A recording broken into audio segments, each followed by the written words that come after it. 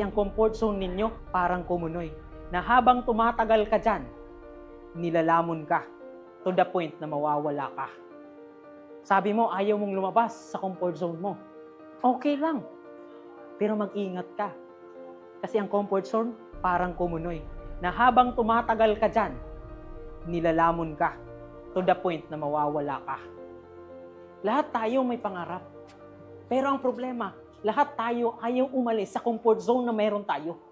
Ihahalin tulad ko yung sarili natin sa mga daga. Isang araw, umalis yung magsasaka. Na yung magsasaka, yung bahay niya, iniwan niya yung banga. Yung banga na kung saan punong-puno ng what?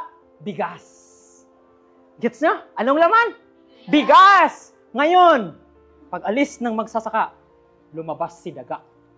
Lumabas si daga to the point na nakita yung banga. Yung banga na punong-puno ng bigas. Ngayon, masaya siya. Bakit? Sobrang saya niya. Pumasok siya sa what? Banga. Kasi puno yung banga.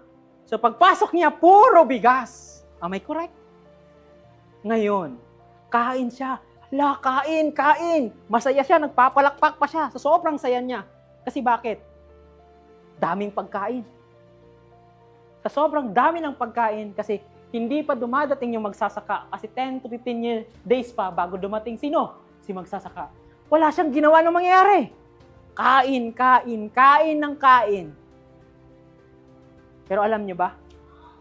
Sa sobrang saya ng daga, may nakalimutan siya. Habang kumakain siya, yung banga na malaki, kumukunti na lang yung bigas. At to the point na sobrang saya niya, kain lang siya ng kain, naubos yung bigas. To the point na hindi na siya makalabas. At dumating yung araw na dumating yung magsasaka at nakita niya yung bigas niya wala na.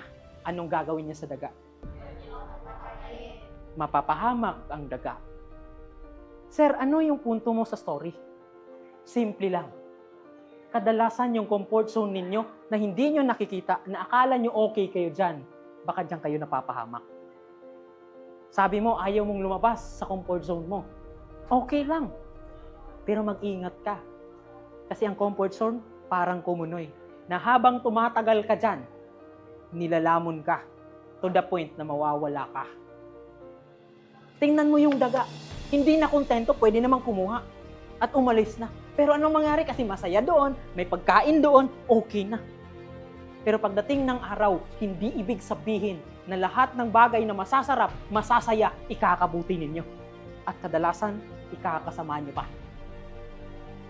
Ang tanong ko, gusto nyo bang maging daga? Gusto nyo bang maging daga na komportable siya, pero hindi na siya doon umalis? Anong nangyari? Ikinamatay niya.